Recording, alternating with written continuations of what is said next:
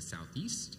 My work is largely focused on how do we, develop best practices that are going to help move us both in, better directions from a climate perspective, but also from an equity and racial justice perspective. And so I think a lot of that kind of you'll hear about tonight. A lot of that will maybe kind of be evident in some of what I'm talking about. Also, before I start, I should also say that I am not speaking on behalf of my employer for reasons that may or may not become obvious. No, just kidding. But I'm speaking on behalf of Will and on behalf of my experience just working in environmental policy now for, or at least on environmental topics now for like 15 or so years. So, good to be with y'all tonight. Excited to kind of talk about and think a little bit about sort of what we can take away from all the great presentations that have preceded me. And excited to get started. And Patrick, you can go to the next slide. And I thought I would just give you a little bit of background kind of on my own interest in environmental justice as a topic. This is something that really I've been thinking about for a while. It goes back to my time in graduate school when I was up at Penn State, and I started writing a dissertation on the conservation movement in the South, the conservation of natural resources in the South. One of the things I realized through the process of researching and writing that dissertation, and then what later became the book that came out of that dissertation, was that process was inequitable in very stark ways. The white business leaders and public officials who initially kind of promoted the idea of conserving the South's natural resources did it for a lot of reasons. One was because those natural resources were necessary for the profits of the businesses that they ran, and they were worried that they were going to be gone and their profit was going to be gone. And the second reason was because it was a way to maintain and even extend racial segregation and white supremacy. And so, we have on the one hand, we have kind of forward-thinking people who are trying to conserve resources at a time when that was not all that common, or it was becoming more common. But on the other hand, they were doing it for incredibly regressive social and racial reasons. And those two things, for them, did not seem that unusual.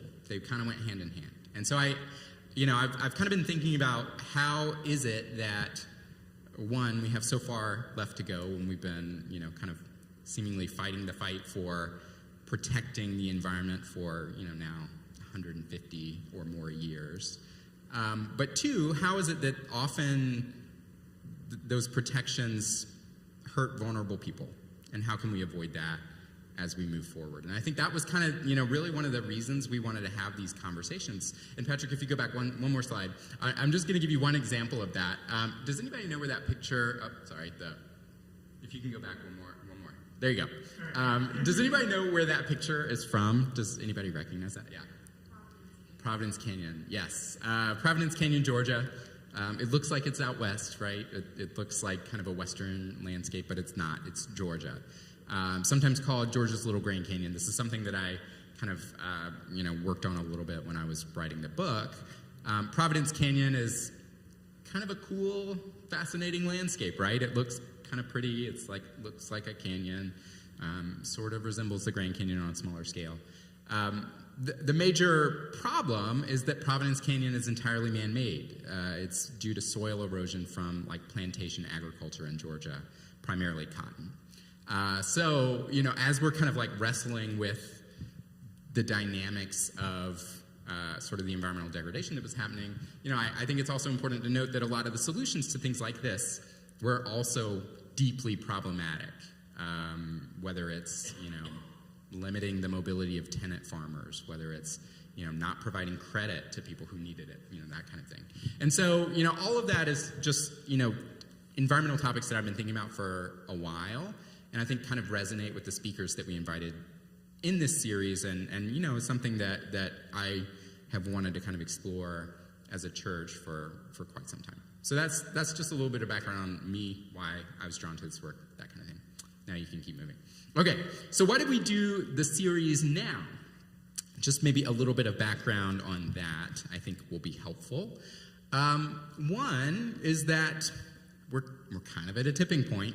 I feel like we say that every year, and then we just kind of keep saying that. But we really are kind of getting to that tipping point when it comes to mitigating the most harmful effects of climate change. This is from the National Oceanic and Atmospheric Administration. This is annual global surface temperature change for land and ocean. You can kind of see the years that are cooler. It goes all the way back to 1880. There haven't been many cooler years in the last, say, 40 years or 60 years or so, but especially 40 years or so. So we're definitely kind of at a turning point, I think, from an environmental standpoint. And the temperature globally has risen about 1 degree Celsius since 1880. We're losing about 12.6% of Arctic sea ice per decade, which is about 427 billion metric tons a year. And sea level's risen about 4 inches since 1993. So we're feeling the impacts now. We're beyond avoiding them. We're feeling them now. And the question is, how much can we mitigate it before that gets disastrous? And I should just note that, as someone who works in the South, who grew up in the South and lives in the South, the cascade of impacts from climate change are going to be the worst here, compared to other parts of the country. We're going to feel those impacts the worst, both because there's a lot of social vulnerability in our region, but also for, a lot of kind of important environmental reasons as well. All right, you can go to the next one. I think it's important to note, though, we've had some really kind of historic moments lately in actually beginning to address these issues at a scale maybe commensurate with the challenge. The most recent one is the Inflation Reduction Act, which was passed this year by the Biden administration, really the biggest climate spending bill in history. Goes really far to begin, and begin I think is the key word, to address some of the most glaring issues that we're seeing as a result of climate change. And, it really is kind of I think a key start in jump-starting our response. But even with that, the window is still narrowing. We're still not quite there. The window is narrowing, and I think, that is reason enough to begin having some of these conversations as a community. All right, next slide, Patrick. Now, kind of paralleling that is the city that we live in, which has been growing, again, at an unprecedented rate. You can see the GIF here from the Atlanta Regional Commission. This is population growth since 1990, just kind of on a loop. And then you can see some changes in the Atlanta skyline there since 1976. But, since about 1960, the population of Atlanta has grown sixfold, with projections that will be at about almost 9 million people by 2050. As you can see from this, the actual size of the city, maybe not the city proper, but the metro region has expanded vastly, so that now it's the Atlanta Regional Commission, I think, covers 21 counties. So it's like a city that is 21 counties in the metro area, which is a huge footprint. And that's only going to grow bigger as the population of Atlanta begins to grow. That has created some, I think, unprecedented opportunities for people here. There's a reason that people are drawn to the city, but it also has created some major social and environmental challenges. And I don't want to blame people for coming to the city for those challenges. The blame is directed entirely at the policymakers in our region who have not planned for growth in effective ways. So, just that is a caveat. Next slide, Patrick. And so what we're seeing is we're starting to see some of these issues really begin to erupt, I think, in ways that, have happened on and off, but we're seeing more frequently, especially, fights over development, over environmental quality, over growth and what that means.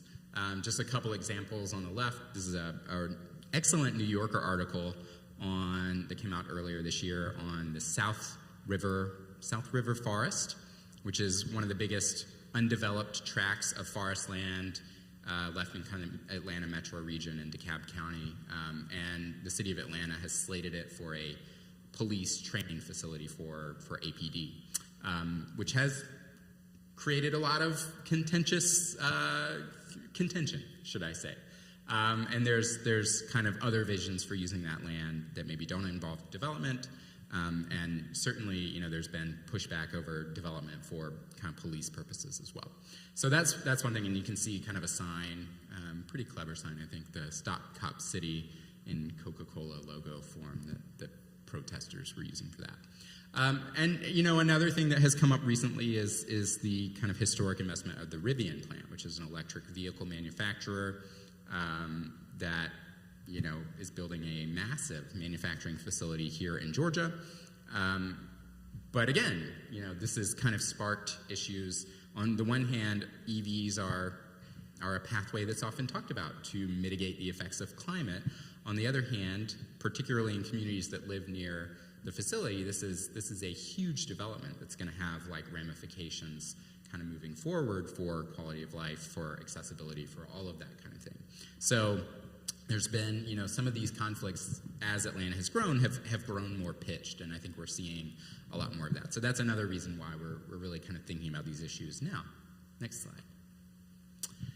And, I think it's also important to note that Atlanta is ground zero, frankly, for a lot of social and racial justice issues. And I should just maybe say social and racial injustices. That's probably a better way to put it, because I think that's the reality.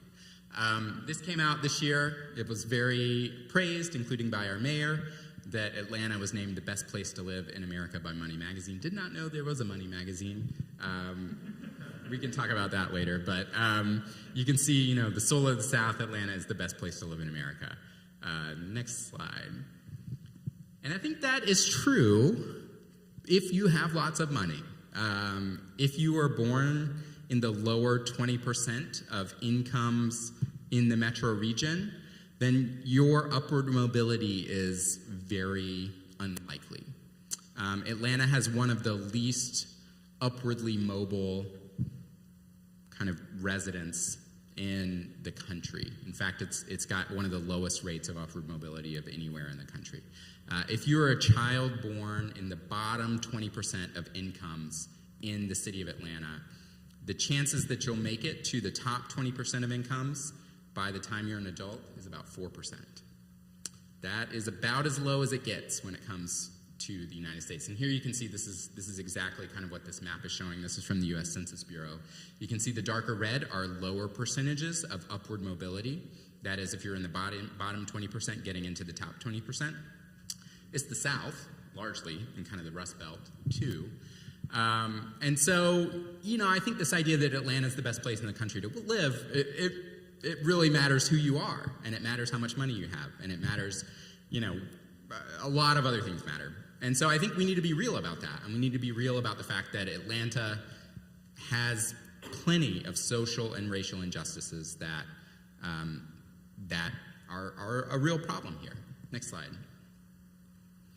And, I think the other kind of aspect of this that dawned on me as I was thinking through some of this is that, the way that Atlanta has operated and the way that the city is sort of structured often makes that fact invisible.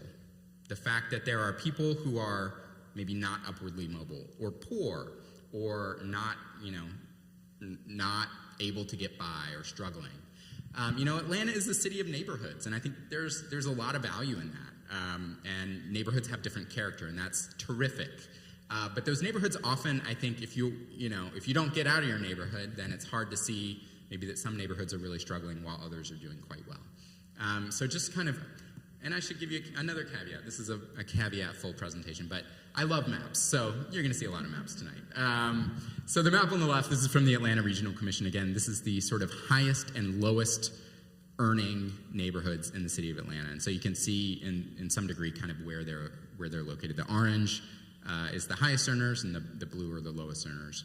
And then on the far right is a map of kind of segregation, racial segregation by neighborhood as well. And I think it's worth pointing out that Atlanta still one of the most segregated cities in the country. It's kind of, in the top 5 or so in the latest rankings for, kind of racial segregation index. And you can see the kind of dark green areas on the map are, predominantly black segregated neighborhoods, and the dark kind of purple are largely white neighborhoods. And so, again, this is certainly segregation, de facto segregation, if that makes sense. Not in law, but kind of, as it has developed over time. But I think, all of this just goes to show that it's easy to be in a bubble in Atlanta. And I think, frankly, Decatur is a bubble. Median incomes in Decatur are about twice that of the city of Atlanta. Home values in Decatur are about twice that of the city of Atlanta. And so, it's easy to kind of live in a bubble here and forget that Atlanta has serious social and racial injustices that we need to address, and that, have to be part of kind of the discussion and part of the policy solutions that we move forward. Next slide, Patrick. Okay, and so those two kind of elements, right? Climate change is going on. We have all these social and racial injustices in Atlanta, and then we're seeing kind of more conflict over environmental issues. I think those are often thought of as separate things, right? Well, we'll deal with climate over here and talk to these people to deal with climate. We'll deal with, development over here and talk to these people to deal with development. And then we'll deal with social and racial injustices over here. I think one of the things we really wanted to do, and one of the reasons we had these conversations, is because you can't separate them.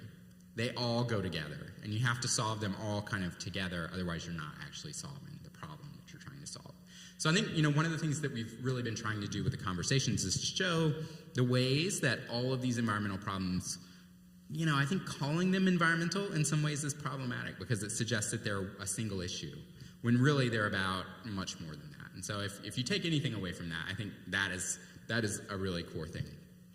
I tried to jot down some of the other key takeaways, and we're going to talk through a couple of these and sort of, what I took away from them. But I think the first one is sort of related to what I was just saying, that environmental problems, I think are unquestionably questions, to use the same word twice, of justice and injustice. I think all of the speakers that we had, that is what they showed, that environmental problems impact certain people more than they impact other people, predominantly low-income households and people of color, especially in Atlanta.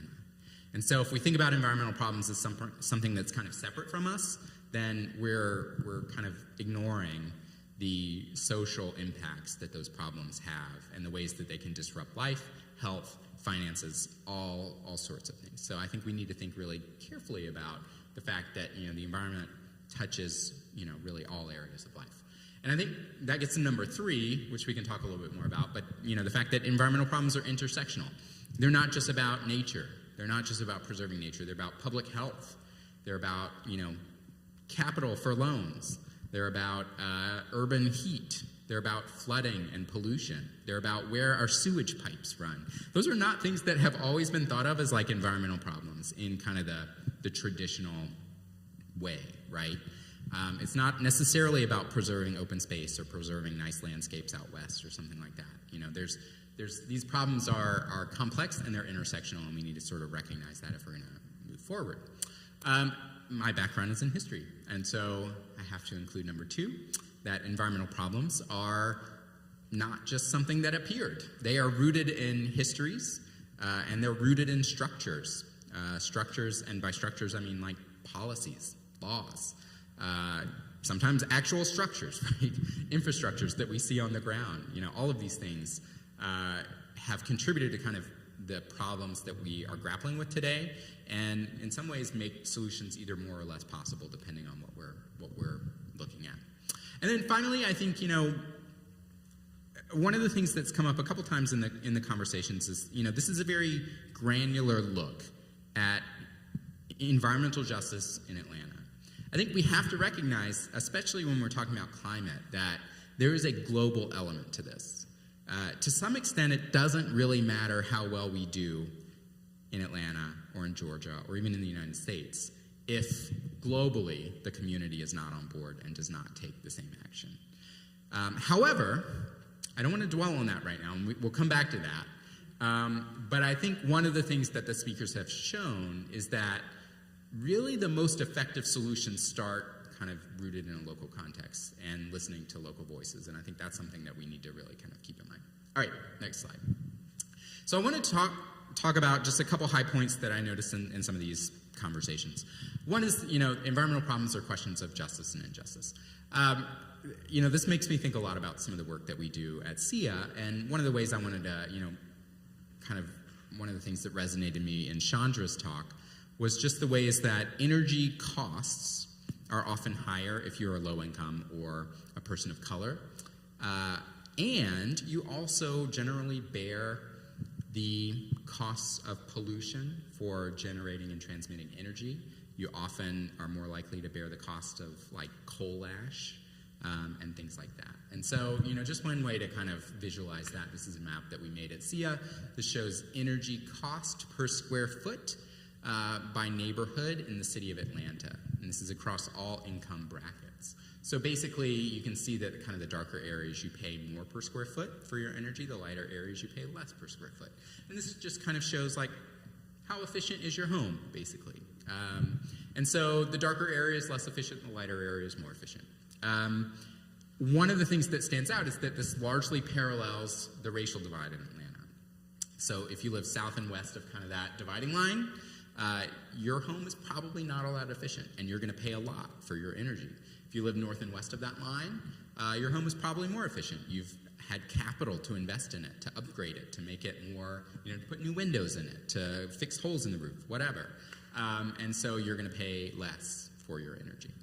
And just to kind of put a fine point on this, if you live in Bankhead, per square foot, you're going to pay about 4 times more for your energy than if you live in Buckhead. And so, what we're talking about is like real disparities, right? This is not just a financial problem, but yes, it does mean that you're going to pay more money out of your pocketbook to keep the lights on and to prevent a utility shutoff. But this is also, inefficient homes are unhealthy.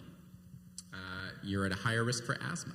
They have a bigger greenhouse gas profile. So, what we're talking about is kind of injustices that reach way back, and we'll talk a little bit about kind of where these came from. But, that really are, I think, magnified in how energy is produced, transmitted, and received. And this is just kind of one way to visualize that. Next slide. And one other kind of piece that I wanted to talk about, and this touches on Daryl's comments, is, I think one more example of sort of the ways that environmental problems are questions of justice is something that we can see in West Atlanta and Proctor Creek, which Daryl talked about a fair amount. Proctor Creek is, kind of the end point for where a lot of the runoff in downtown Atlanta goes. It goes into Proctor Creek and then into the Chattahoochee. And it's, kind of been traditionally ground zero for pollution problems stemming from these combined sewers, where sewage flows through one pipe, floodwater flows through the same pipe, and then when it gets too floody, the sewage comes out into people's yards and into people's homes. And so, I want to kind of make the point that, again, these are questions of flooding and kind of infrastructure, but they're also, deeply rooted in justice. The reason it's a problem in Proctor Creek, particularly in the neighborhoods like Vine City and English Avenue, which are predominantly black neighborhoods, is because from early in Atlanta's history, that's where sewage infrastructure was sited, because those are predominantly black neighborhoods at the time. And so, there's kind of this history to it, which I think magnifies the injustice and really has gotten us to where we are. And I should note, communities in English Avenue and Vine City have pushed back against this for at least 100 years. Going back to, I think, 1906 is what some of the earliest research we have shows, that they actually sued the city and tried to get, some of this kind of pollution halted. And, it's still going on, right? There's still discussions about how we solve these problems today. And, I think, again, this is, kind of decisions about where we put infrastructure that have huge environmental, social, racial ramifications. And so I think Proctor Creek, again, is a good example of kind of how environmental issues are issues of justice or injustice. Next. These problems have a history. You've probably, how many people have read The Color of Law? I'm just curious. It's like real popular in our circles at work, at least. And so people get tired of me talking about it so I'm glad. This is good. It's worth a read. But anyways, this is a homeowners loan corporation map of Atlanta drawn in 1938. The Homeowners Loan Corporation was a federal agency, and their kind of whole mission was to guide mortgage lending practices by private lenders. So in the 1930s, they said, hey, let's figure out how risky it is to lend money to people in different neighborhoods and cities throughout the country. So they drew these maps where they coded the risk for lending money to someone to buy a home in each neighborhood in like 130 cities around the country. This is the one of Atlanta. If you lived in an A or B rated neighborhood, which are the blue and green places on the map, you were deemed kind of safe for like private lenders to give you a loan to buy a house. If you lived in C or D rated areas, which are the red or yellow on the map, then it was deemed risky. These maps in the 30s, when they were developed, are largely drawn on the lines of race. So, as you can imagine, the C or D rated neighborhoods are predominantly black neighborhoods. The A or B neighborhoods are predominantly white neighborhoods, at least in Atlanta. And this, influences who gets access to capital for like 100, not 100 years, because that would be like past where we are now. But for, 50 years, really, into the 1970s. I think I don't want to kind of make it seem like this is just one agency. This is a whole kind of, a whole bundle of practices and policies that make it much more difficult for people of color to get access to capital to like buy a home or upgrade a home or move somewhere else that's, healthy or, build green space, whatever it is. And so, these problems that we're seeing, whether it's urban heat, whether it's energy costs, whether it's flooding and pollution, a lot of these are rooted in some of these kind of historic practices and policies that have persisted for generations and made it incredibly difficult for people to address environmental issues or housing issues or whatever it is, until comparatively recently. And Patrick, if you go one more slide, I said I like maps, and so you're starting to see that now. This is just to kind of drive that point home a little bit more. I overlaid energy costs on top of the redlining map, just to see, do they track, really? And I think you can see the darker red areas are higher. You're paying a higher proportion of your income for, your utility bills to keep the lights on, prevent Georgia Power from shutting you off. And in some cases, in the darkest red places, you're paying like 17% of your income just for your energy bill, which is, I should say, like way expensive, not affordable at all. And you can see the neighborhoods that are rated A and B generally are lighter. They're paying 0 to 6% of their income for their energy bills. So, it's not a one-to-one line from redlining of neighborhoods to high energy burdens, but these kind of policies and practices that made it very difficult for people who lived in those kind of redline neighborhoods, contribute, I think, a lot to what we're seeing today and contribute to the struggles that we're facing both as a city and particularly people who live in these neighborhoods that were formerly redlined.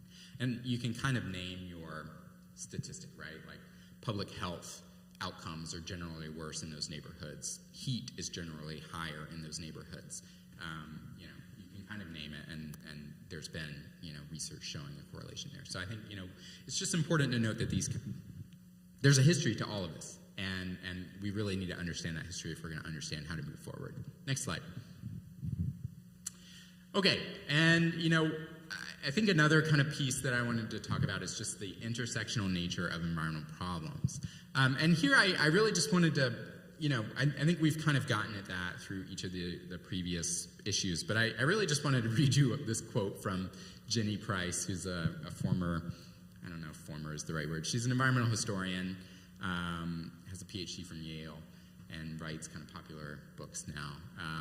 This is a book of hers from last year called Stop Saving the Planet, exclamation point. where she makes the point that, like, the environmental movement typically tries to kind of make the environment something else, something out there, something untouched by human hands. And that's what we need to save, right? But that's not really true.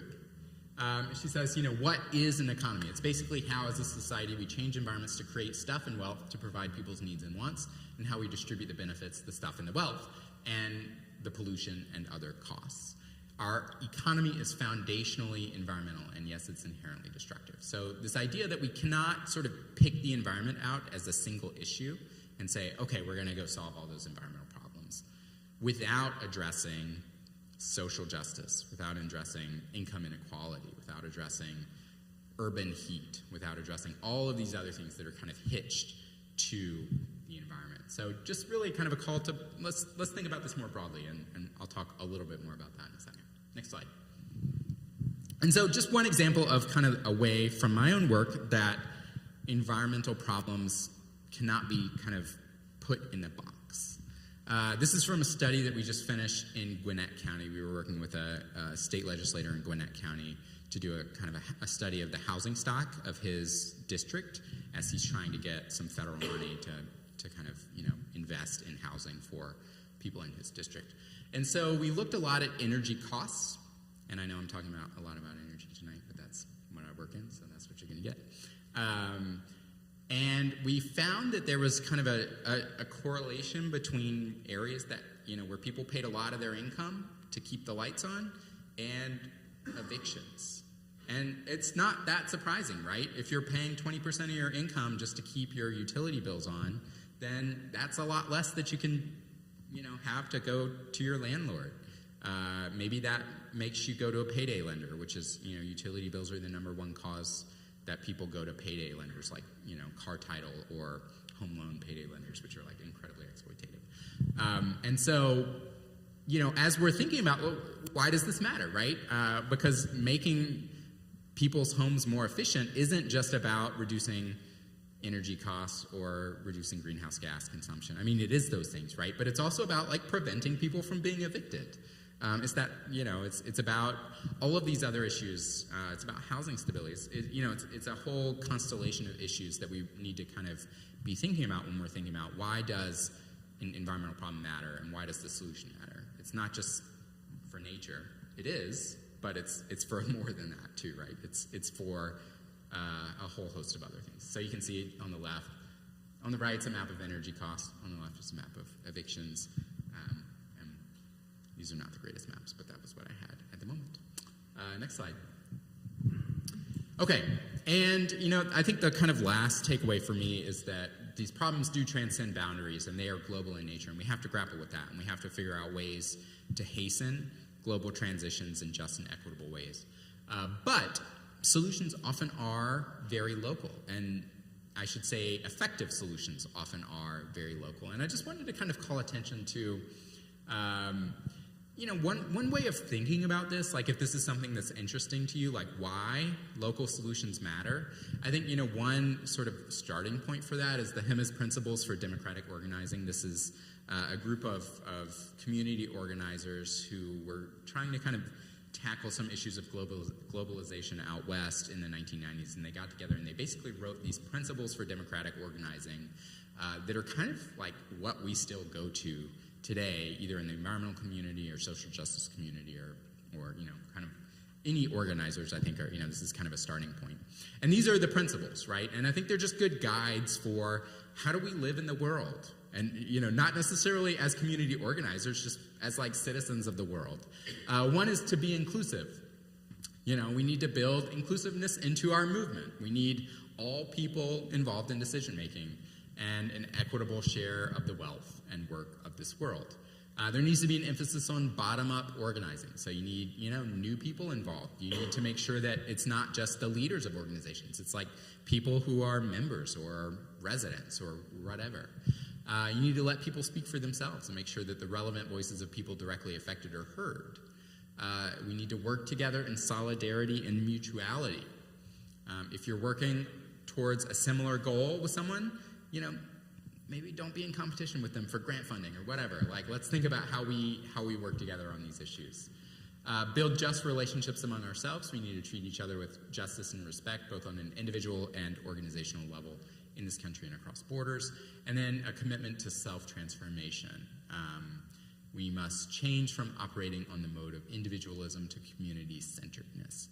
So the reason I kind of raise these is because I think they all get at the fact that if we want to be truly just and equitable, we can only do that if we are listening to people who are directly impacted and making sure that they are part of whatever solution that we're coming up with.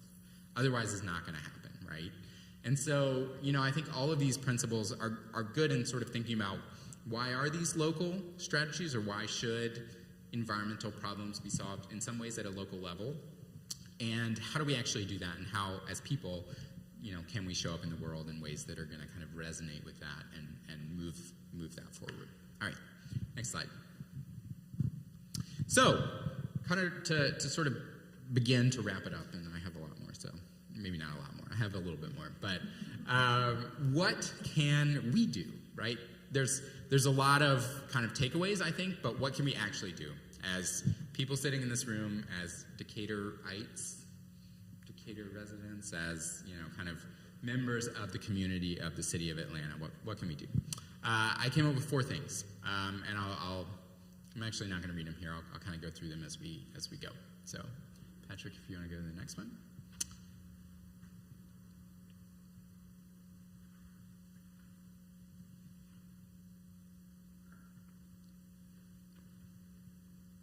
You can move forward. There you go. No, you're good. I thought it was hung up. No, it's fine. So one thing, and I think this is a really important thing, and it's maybe a little bit hard to conceptualize, but we can talk about what this means, kind of after. But I think we need to stop thinking about nature in the way that we typically do, as something that's like out there that needs protected. William Cronin, who's an environmental historian at University of Wisconsin, puts it this way. He says, what we need when we use the word nature says as much about ourselves as about the things that we label with that word. Nature is kind of a cultural invention, right? If you ask people a couple hundred years ago, particularly Native American people in Georgia, what was nature, they wouldn't know what you were asking, because there was no conception that out there was different than here. Right? They sort of had a much more kind of blended conception of what the world is. And I think in some ways we need that. We need to think about nature as not just something out there that needs to be protected and then left alone. We need to think about it in kind of broader terms. A good example, I'm going to kind of walk through a couple examples, but I guess I wanted to ask even, when I say nature, I mean, what landscape? Name one that comes to mind. You can just yell it out. Forest? Water? Yeah. Others? This is very individual, so I think everybody's answer is probably going to be their own thing. Mountain? Yeah.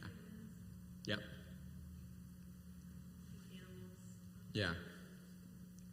Yeah, this all makes sense, right? This is like what we're conditioned to see nature as. For me, it's like Yosemite, just because I was there recently and it kind of is embedded in my mind, right? This is a painting from one of the Hudson River School painters in the 1860s. Painting of the beauty that is Yosemite. There are people who live there, but you wouldn't know it from the painting, right? And so this idea of nature as something out there is kind of a way to both call for protection, but it's also operated as a way to use nature in exploitative ways. So if you go to the next slide, Patrick, we can talk a little bit more about that. So, if we go kind of way back in American history, there was this idea that, yes, nature was something out there, and it was dangerous, and it was scary, and that meant that we needed to use it all up and tame it. And one of the ways that we see that is kind of these attempts to make nature into a commodity, a profitable commodity. So just a couple of examples of that. The sort of earliest attempts of that are actually the fashion industry, randomly enough. In the 1600s, beaver hats come into fashion in Europe. And this is kind of the first time in history that people have bought things for planned obsolescence, right? If you had one beaver hat, it wasn't enough because it might go out of fashion the next season, so you would buy another one. And so this is kind of the first planned obsolescence that humans come up with, right? And so the reason that's important is because there was no real limit to how many hats you needed if you had enough money. And so what that does is it basically fuels the decimation of beaver populations in North America and Canada, because beavers are hunted almost to extinction to fuel this kind of booming fashion trade in Europe. And so, we see the beaver becomes this kind of commodity that, is there for the taking. It's essentially cash that you need to grab and use. One other example of that is what was the most numerous bird in North America when Europeans arrived here, the passenger pigeon. You can see that's an Audubon print of a flock of passenger pigeons up there at the top from the early 19th century. There were billions of passenger pigeons. They outstripped every other creature, at least, winged creature, by a lot. And within 100 years, they went extinct because they were just hunted to extinction. The passenger pigeon on the bottom is named Martha. That was the last passenger pigeon that existed. And Martha died in the St. Louis Zoo around the turn of the 20th century. So, this kind of idea that nature was something just out there that, you can use as you want has led to a lot of destruction and a lot of kind of problematic uses of what people would consider natural resources. Next slide. Moving forward about 50 years, there was this kind of idea that, these things are disappearing, so we need to preserve them, right? We see this with Teddy Roosevelt. You can see Teddy Roosevelt there giving the United States some hair tonic in the form of forests. I love that cartoon. I think it's kind of fun. He says, "You'll have to be careful. You'll have to be careful, Uncle. It's getting mighty thin on top." And so he's putting some forest reserves up there so that more trees grow back. And there's this idea that profitable resources are becoming scarce, so we need to protect them. You can see down here in the bottom, again, this is Yosemite. Like I mentioned, I was just there, so it's like on my mind. In fact, we walked by that very tree. This is the cavalry in front of that tree, who were, before the National Park Service was organized in 1916, the U.S. cavalry essentially protected the first national parks. Again, though, national parks were created as wilderness areas, essentially, or that was the idea. But there were people who lived there, and they were forced to leave. And so, kind of squaring this idea of nature out there with the fact that it's not actually that wild necessarily, or it's not, totally devoid of people, and that can have kind of problematic connotations, both in terms of maybe pushing people out or what you choose to protect. In the Roosevelt era, that's protecting primarily trees and not really giving much thought to like other pieces of the landscape or other creatures as well. Next slide. This began to broaden out a little bit in the 1930s, particularly with the development of the science of ecology, which showed that there were ecosystems that were kind of hitched to each other. Creatures were sort of tied to each other in important ways. The primary person here is this guy, Aldo Leopold. He worked for the U.S. Forest Service, and he really kind of popularized the idea that you can't just protect one thing. This is a community that we are trying to protect. So, this is from a famous essay that he wrote called The Land Ethic. And he says, the land ethic enlarges the boundaries of the community to include soils, waters, plants, and animals, or collectively the land. And at the bottom he says, it changes the role of Homo sapiens from conqueror of the land community to plain member and citizen of it. It implies respect for fellow members and respect for the community as such. So basically the idea that, we can no longer think about a resource, protecting some trees, without thinking about the fact that those trees are an ecosystem that hosts a lot of other life. And if we want to be ethical, and if we want to act ethically toward those creatures, we have to consider them as a system and think about them kind of in a more holistic community terms. Next slide. All right. And then finally, I think the reason, that we need to kind of think of nature as more than just sort of what's out there is because people have shown that it's not, right? Like, a good example of that is sort of at the dawn of the environmental justice movement in the 1980s, when rural communities in Warren County, North Carolina, predominantly black communities there, protested the siting of a toxic waste landfill in their community using like direct action. They laid down in front of bulldozers, they prevented dump trucks with toxic PCB-laden soil from coming into their community. And they were really the first people to kind of make this argument that environmental problems are also social and racial justice problems, because they said, we were targeted primarily because we are black, and because, the EPA did not feel like we were going to kind of push back against this siting of a toxic waste dump next door. They were unsuccessful, but they did, I think, start this kind of broader idea that nature really is not just something that's kind of there, right? It's also the landfill next door. It's, the trees outside. It's even things that we wouldn't necessarily consider to be kind of natural have, implications for, the ways we use the environment and the ways we use kind of the creatures and resources around us. So, I think we owe a lot to the protesters in the 1980s for really kind of beginning to take the idea of ecology and this kind of community and broaden it out so that it's clear that humans are also part of that, right? That it's not just this sort of isolated community of plants, animals, critters, but that humans are a key part of that, and we need to kind of think more broadly and more in terms of justice when we think about decisions about how to use those areas. Next slide. Okay, and so, as I was kind of thinking about the conclusion to that, and this is maybe a random tangent, but I liked it, so I included it in. I love this book, Trace, Memory, History, Race, and the American Landscape. Beautifully written, incredible book.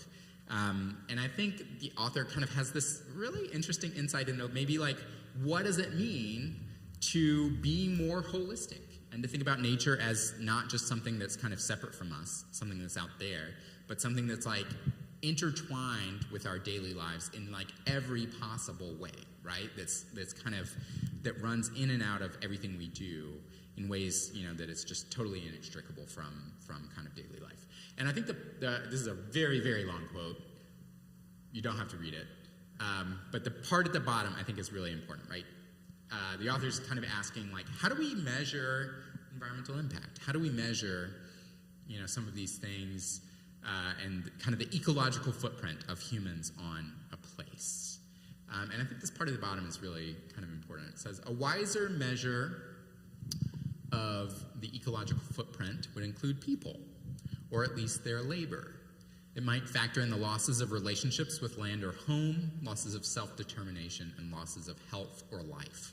What if the footprint measured over time on whom and what the nation's foot has trod, that is, who has paid for prosperity? So it's not just an environmental measure, right, of like, how much have we changed this area, but it's also kind of like why and who has suffered because of that. And, we have to kind of take that more holistic approach when we're thinking about nature. Okay, so that was a very long digression into thinking of nature as something that's not just out there, but something that kind of is inextricable to everything we do. All right, next slide. I think the second thing we can take away, or the second thing, kind of action item, to use a word that we use at work, is get to know our neighbors. This is actually our backyard. I took that picture. That's a red-tailed hawk in our backyard. It's sort of a joke, but not really a joke, I guess. And so I think we need to get to know all of our neighbors, right? That's like the animals, the plants, the creatures around us, and also like literally our neighbors. The people who live in Decatur, the people who live in Bryan City, the people who live in English Avenue. We need to kind of listen to the wisdom of people who are facing environmental issues, who are facing things that maybe we personally are not facing. We need to understand kind of where they're coming from, both natural and human. And again, I'm sort of perpetuating that dichotomy by saying that, but we'll do it for now. I think it's important to kind of listen deeply to people who have experiences that are not like ours. And I think, that's part of the point of this series, too, is bringing in people who have worked with local communities who are experiencing many of the things that we may not be, and trying to kind of understand, what is the path forward. So I think it's important to get to know all of our neighbors, both human, natural, plant, whatever it is, and listen to kind of what that's telling us. All right, next slide. And then if you hold off playing the video for just 1 second, this is a little bit of an issue that I tend to be passionate about, so I'm going to try not to be too crazy. But I think often the environmental movement does a very good job of saying that it's your responsibility to solve these problems by taking whatever action it is, by shopping at Patagonia, by recycling, by not driving a polluting car, whatever, right? The environmental movement of the past 50 years has been very, very good at making it all of our responsibilities individually to solve these problems. And I think that's incredibly problematic and wrong. I think individual action is great. We all need to do what we can do. But we also need to recognize that not everybody can do the same amount, and not everybody has resources, time, whatever, to be able to participate in a way that I think is often sort of deemed acceptable or not. And so I think we need to kind of let go of this idea that individual action is the path, because not everybody can do it. And, I think kind judge people who don't have resources to kind of contribute or participate or, buy the right clothes or, kind of sustainable gear, that kind of thing. And, I think the other kind of issue of this for me is that it's just not enough either, right? Even if we all do it, it's not going to get us to where we need to be. The problem is on a much bigger scale, and we need, not just collective action, we need regulatory action, and we need structural change, I think, if we're going to get to where we want to get. And so, I included two kind of examples here, and I'm going to talk about this commercial in a second. But I included two examples here, right? Protecting Our Planet Starts With You. This is from the National Oceanic and Atmospheric Administration. Love them, but this is just kind of okay, fine. All this stuff is great advice, but it's also it doesn't really start with me. We can do some stuff, right? And we should do some stuff, but also it's not only our responsibility to do these things. And so, I wanted to kind of walk you through this commercial, because I think this sort of underlines maybe some of the challenges in this idea that individual action is the path forward. So Patrick, if you want to play that, it'll take 1 minute.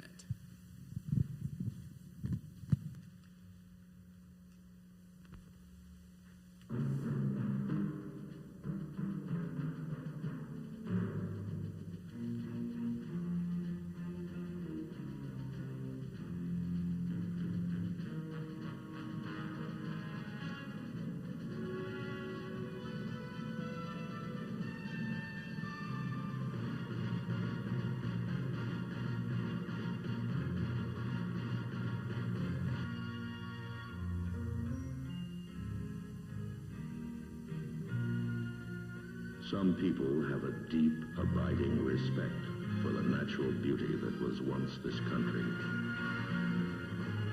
And some people don't. People start pollution. People can stop it. Okay. Yeah, I could teach a whole class just on this commercial, I feel like. It's incredibly rich. We'll start with the fact that actor is not Native American. So, we're dealing with something that already is a problem, right? I think the bigger point, though, that I want to make is, so this comes from an organization called Keep America Beautiful. This is obviously an old commercial, kind of in the 70s or early 80s. And the message is clear, right? Don't throw a bag of garbage out of your car and help clean up, because people cause pollution and people can clean it up. Okay, very clear message. This is always at the top of the list in terms of the best environmental commercials and campaigns of all time, which blows my mind. Anyways, And I think the like underlying context here is really important. I mean, maybe it's an effective commercial, who knows? But the underlying context is really important because this is, this Keep America Beautiful movement is funded largely by Coca-Cola in the 1970s and 1980s because they were trying to produce or to defeat a bill in Congress that would have required them to exert extended producer responsibility over the bottles that they produce. They did not want to do that because that would be expensive. And so this kind of third-party organization was formed, was funneled lots of money to make it clear that pollution is not Coca-Cola's responsibility, it is your responsibility, right? We start pollution and we can solve it. The problem, of course, is that well, sure, I mean, people maybe throw it into a river, but they didn't produce the bottle. They didn't cut corners so that the bottle is an environmental hazard. And, none of those things are part of the solution, right? Or at least as Coke is selling it to us. The solution is that we just need to be better. We need to be better about recycling. We need to be better about doing these things. But, the reality is that they were trying to defeat a bill that would require them to exert responsibility over the products that they're producing. And so, I think, again, this is kind of the scale of the problem, right? This is not, I mean, no matter how much we recycle, I think about 8% of bottles today go into, or are actually recycled to kind of the final use. I don't know how many actually sort of initially go into recycling, but about 8% sort of are successfully recycled, and that, that has become more difficult as countries like China have said, well, we don't want those materials either, so you're going to have to find something else to do with that. So I think what I just want to kind of call attention to is that, yes, individual action is important, and I'm not trying to say that it's not, and I'm not trying to say that we should just go out and start cutting down trees and throwing bottles into rivers and things like that. Absolutely not. I think that's, clearly there is a responsibility to tread as lightly as we can.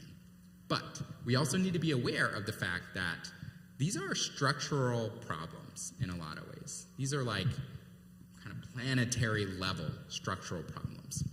And without some of that structural change, in whatever form you want to kind of have it, whether that's regulation, whether that's kind of changing the way that structures are oriented, whatever, I think, we're moving further and further from the mark. And in some ways, kind of a focus on do your part actually obscures maybe the true causes of some of these problems more than it helps. Particularly if we're thinking from an environmental justice lens, right? Because it makes it seem like, well, I can afford to shop at Patagonia, so I'm doing things right, whereas, others who can't are the problem. And I think that's a really dangerous way of thinking and a way that we need to get rid of, right? So I guess the upshot of that is to change structures, you got to vote. You got to be engaged in the process. You got to kind of know what those structures are and how to engage with organizations, maybe that are working to change them or that are kind of advocating on behalf of some sort of structural high-level change that's going to kind of get us to where we need to go. So, okay, next slide.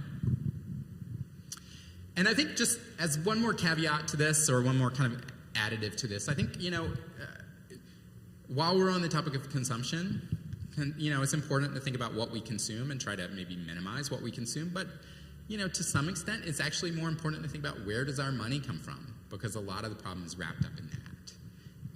And so, guides to how do we shop online more sustainably? It's okay, sure, that's fine. But let's also think about, why do climate funds hold less than 1% of 401k money in the world? Why is my 401k fueling, Exxon or other companies that are not doing things that I particularly want?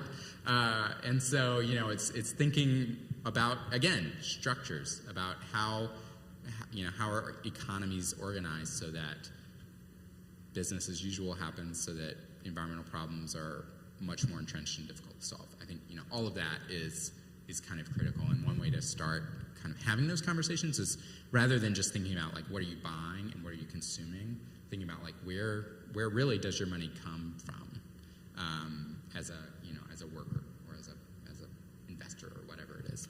Yep. Next slide.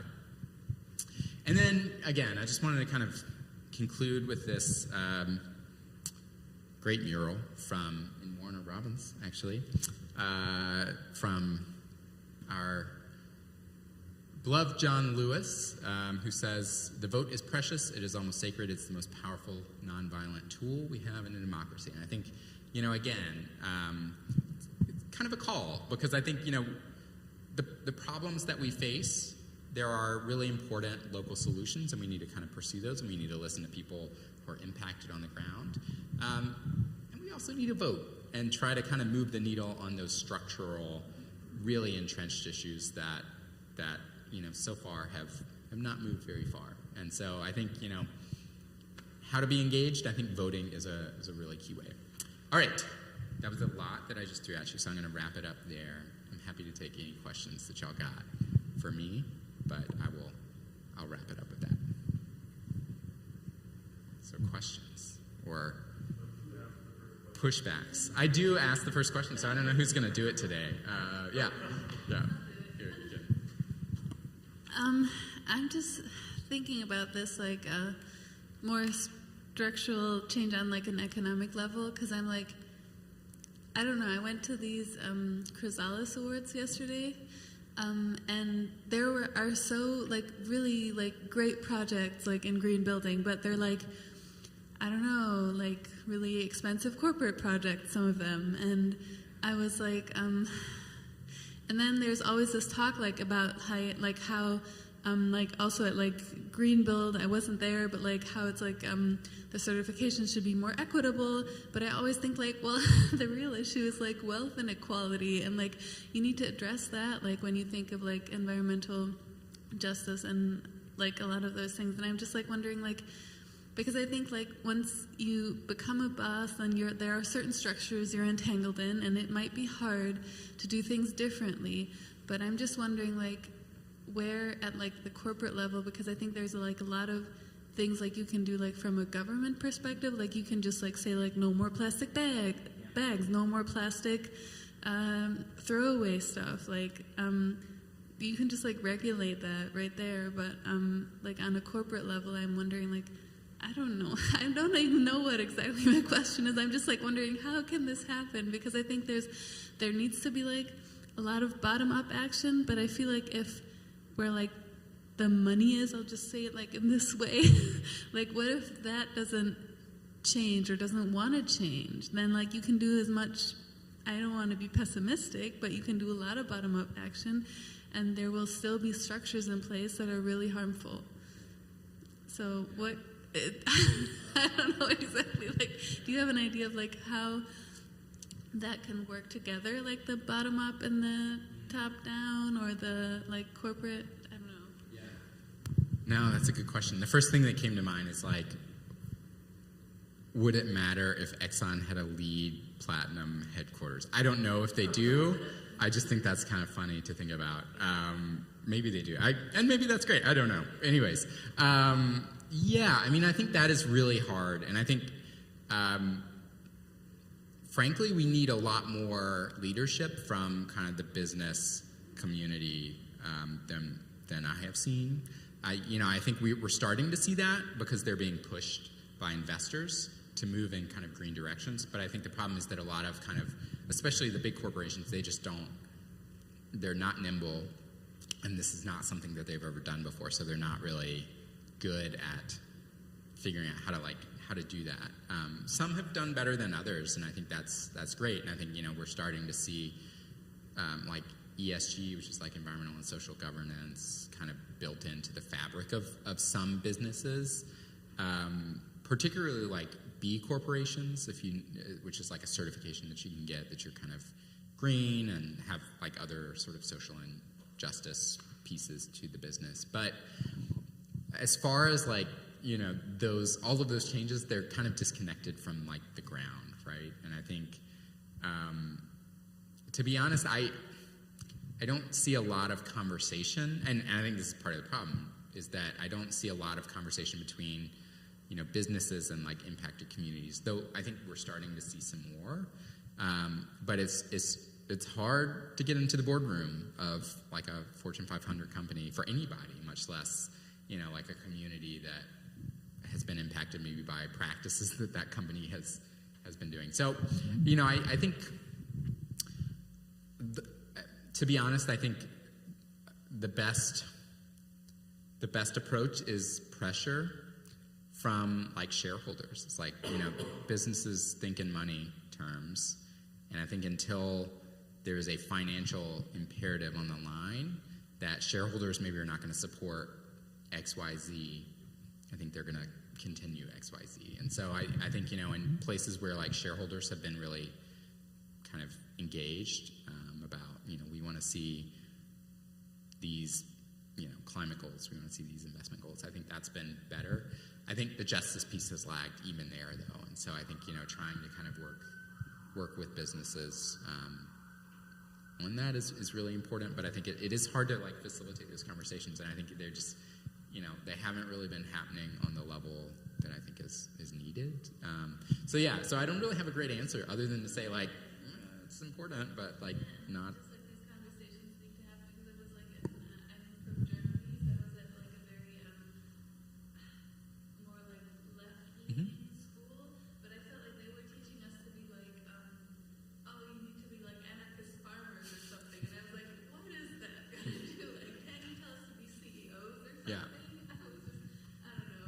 I just thought like, because I just thought that like that, like this just needs to mix more. Like, to have those conversations in these, like at the local level Yeah. and in communities, but also like in positions where there's like a lot of financial power. Right. And I think like that's a really good point. And I guess, again, speaking as Will, not as any representative of any organization, I think like one thing that really is important is, and I like totally lost my train of thought, but basically, I think, oh, no, I lost it. I'm sorry. That was bad. It'll come back to me at some point, and I'll be, wow, cool. So we do have the Inflation Reduction Act, and if we were to take that, how do we involve the inclusiveness of the communities tangibly in Atlanta in the next year? Yeah, really good question. I think, again, like, it's a little challenging with the Inflation Reduction Act because of the way it's structured. The goal is to, like, promote the economy while addressing these issues to some extent. And so a lot of the money is tied up in things like tax credits or rebates, which are, frankly, not that helpful if your tax burden, doesn't rise to the level where a tax credit's going to help you, or you don't have capital to spend on like a new HVAC system to get a rebate, that's going to help you, right? So I think it is a little challenging with the Inflation Reduction Act. I think there are a couple ways. One is that communities can get funding. Communities and like utilities and other organizations can get funding through the Inflation Reduction Act and then put that into programs that are going to benefit, truly vulnerable areas. Right, yeah. Exactly, yeah. So the reliability of the act itself for the communities and whether the communities can trust it or have time Yeah. to figure it out. And I don't think that's how even us. They have to figure it out. Yeah, no. You're totally right. I think it's a bit of a puzzle, and I think if we wanted to see something maybe truly equitable, it would not have been the Inflation Reduction Act. I think the goal of that was more climate and economy than it was like how do we invest in communities. Well, I think there are. I think the Biden administration has been doing, I think, really good work on the funding front, at least through the Infrastructure Investment and Jobs Act, the IIJA, which has more provisions that can be used, I think, directly in kind of vulnerable communities. I think, the Justice 40 initiative from the Biden administration, which is intended to ensure that 40% of funds for, within certain brackets are spent within what is considered to be disadvantaged communities. I think that's another huge start. Is 40% maybe where we should be? Should be more, probably, but 40% is like, that's big. Bigger than what we've had before. So I think, that's certainly a really good start. So I think maybe some other buckets of funding are going to help us. Yeah. It seemed to me that the reality of the tangibility of it, Mm-hmm. being able to change that grant, Yeah. in terms of cost of energy Yeah. in this household, is a real challenge, and it seems like it might be able to do it if people knew how to use it. Exactly. Yeah. Yeah. And it's funny. Like, I will say and I can't remember where it came from, but the low-income energy affordability, home energy affordability program, LIHEAP, low-income home energy affordability program, and then the weatherization assistance program, both of which provide kind of assistance to like income qualified households for either efficiency upgrades or bill assistance, got incredibly large injections of cash recently, like billions of dollars more than they had. So I think we'll see some scaling of that, which will go directly to communities that are impacted, and I think that's great. But You need to involve the people, Mhm. be able to have a real connection. Yeah. And what you were saying, No, you're absolutely right. I think,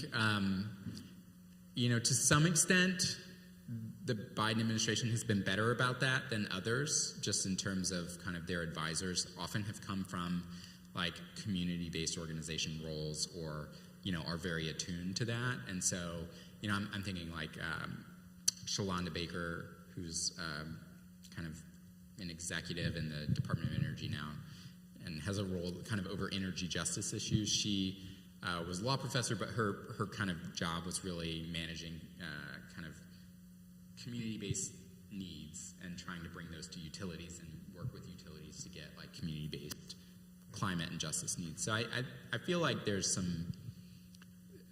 getting the right people in place to have those conversations. The federal government is not super nimble when it comes to that stuff, and so I think that's the other challenge is just how do you actually, how do you hear the voice?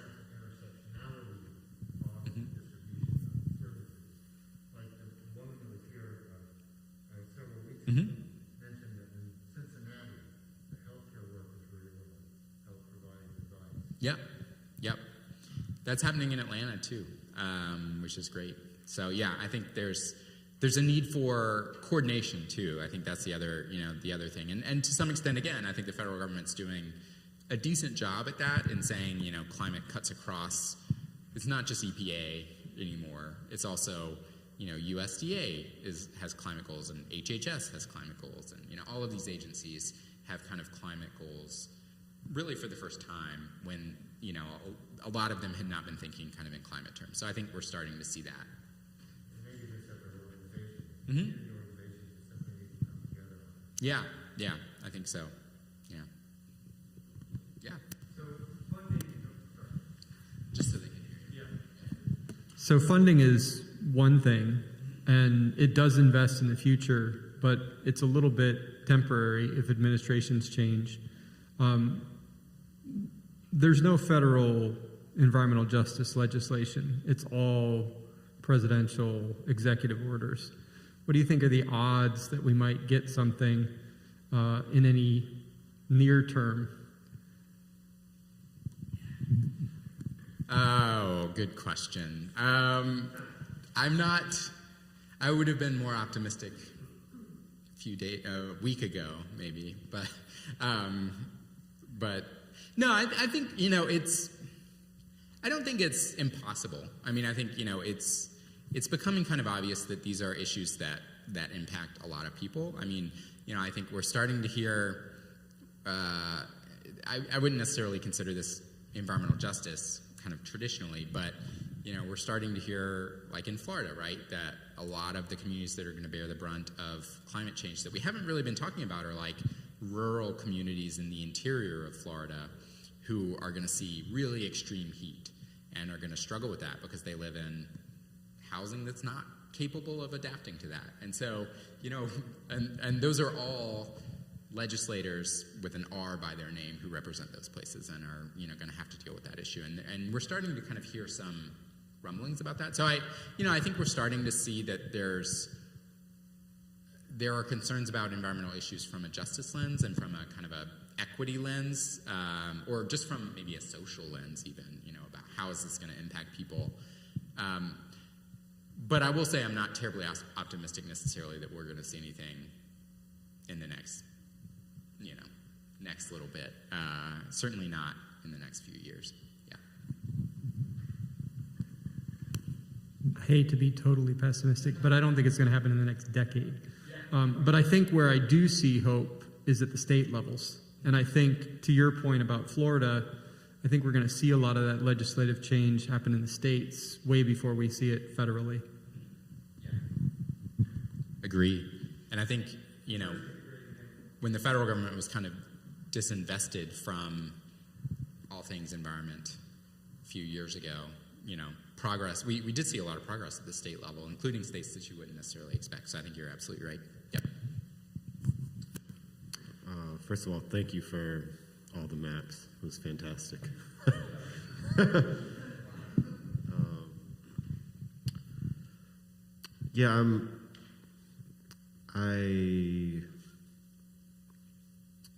I see like the urgency of the environmental justice stuff, especially from like the history of it. Like all of this was like very like,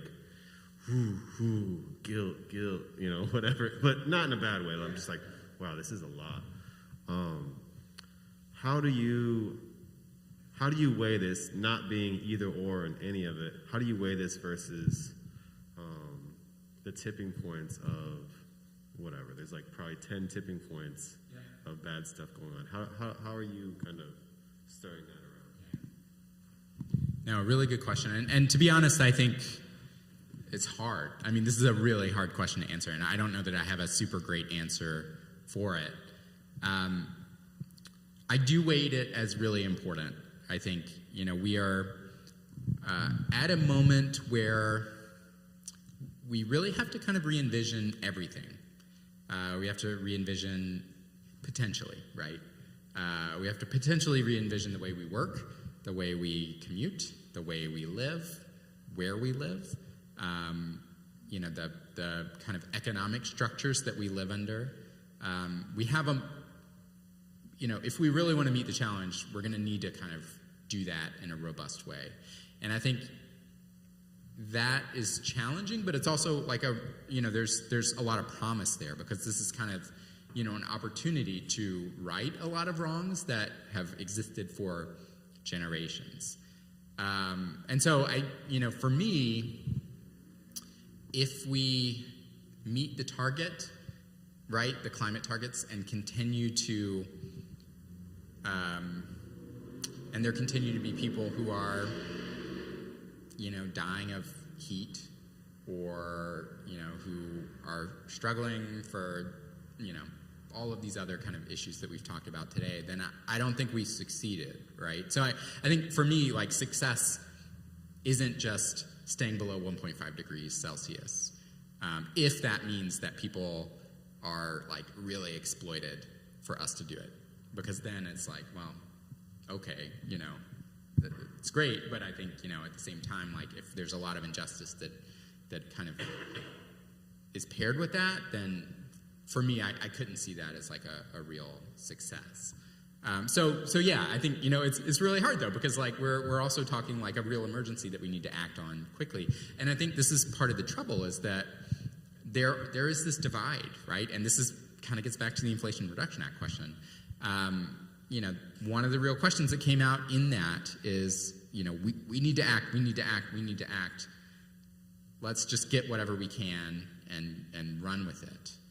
And I understand that, and I the political timing was right, and it worked, and I get that. At the same time, there were a lot of kind of calls for maybe a more just approach that didn't get in there. And, I struggle with that a little bit, because I think, for me, success isn't just staying below the threshold, if that means there's a lot of people that are left out of that. But I think that's not the calculus for everybody. It's funny, I gave a talk last week, and there were a lot of kind of renewable energy, like big renewable energy organizations there talking about like big renewable deals. And it's like, that's great. But the conversation was a bit divorced from like what we're talking about now. And it was like, the goal is really to to build a lot of solar panels, to do it quickly, and to make a lot of money doing it for these big corporations. And, you know, I think in some ways that money is going back into things that are maybe not great for these goals that we're trying to reach. So I think I really understand the dilemma and I feel it. I think for me though, like if you can't do both, then it's not going to be at least what I would consider to be a success. I think you have to try to address the justice stuff while you're doing the others. Yeah.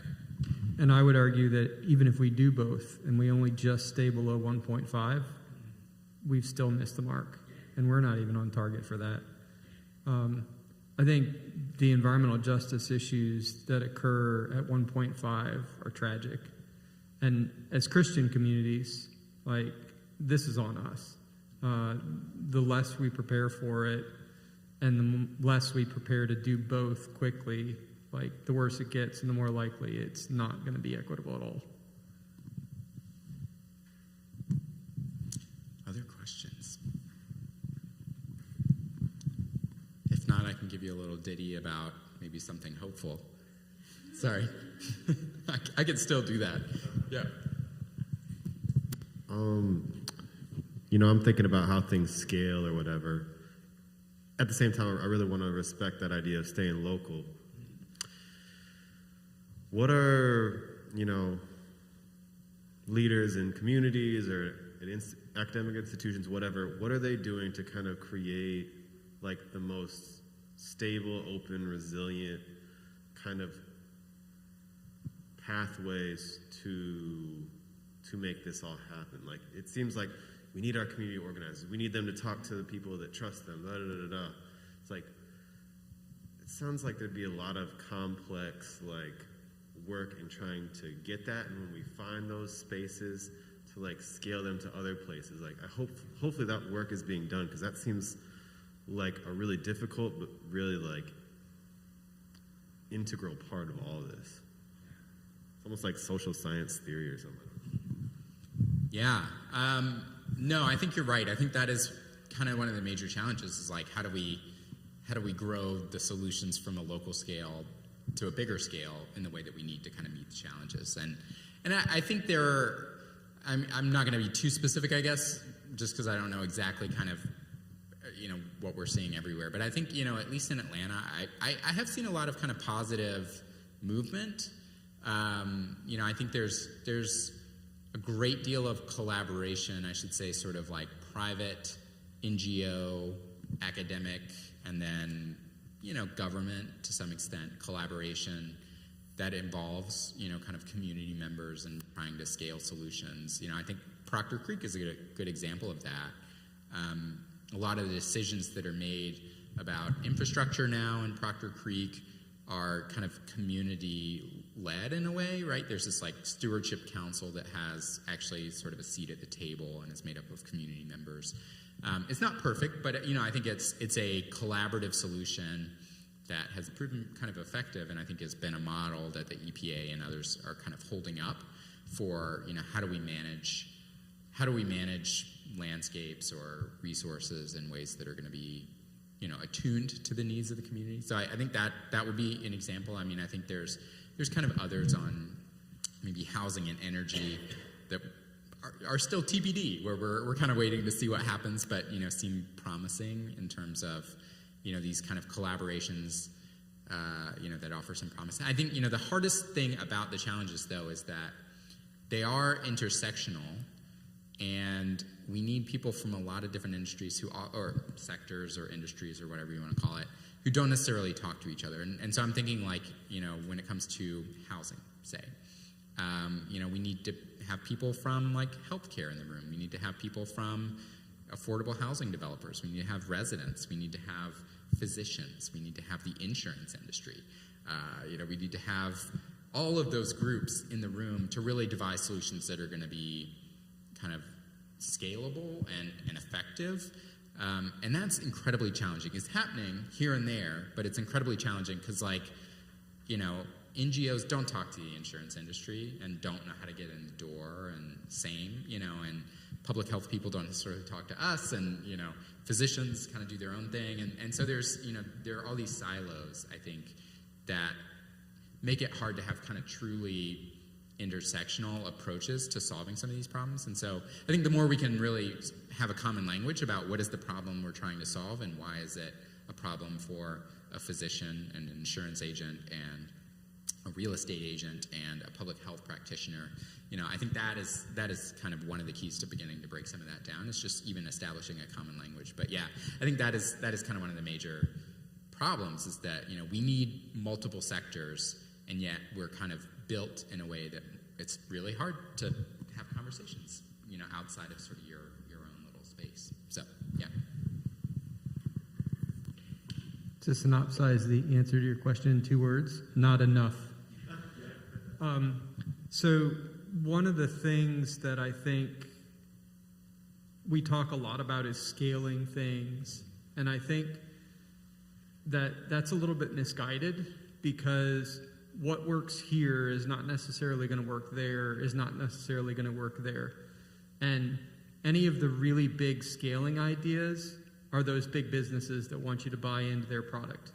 And so I think we need to think more local and grassroots and more community, because to your point, if the community makes that language and talks with each other, they can figure these things out at the local level and have much more profound changes than trying to take something and scale it where it doesn't belong. There's no magic bullet on this, and I realize that's really hard because we're used to having things just sort of not that hard to do and we'll just throw money at it. But I think this is a hard challenge, and we ought to expect that it's a hard challenge and that we need to work locally such that different places are working locally and collectively we're making that difference. Agree. I think that's all I'll say about that. But yeah, no, totally agree. I see we're basically at time, and Patrick is giving me the signal that I need to get off. But thank you. Really appreciate y'all being here and listening to all of my map talk. Yeah, I'm happy to stick around for a little bit, but thanks for coming to this one. Thanks for coming to the other talks in the series. Really excited about this, and we'll maybe have some news soon about kind of how we want to maybe build on this and just continue some of these conversations as a community. But yeah, thanks to y'all for coming.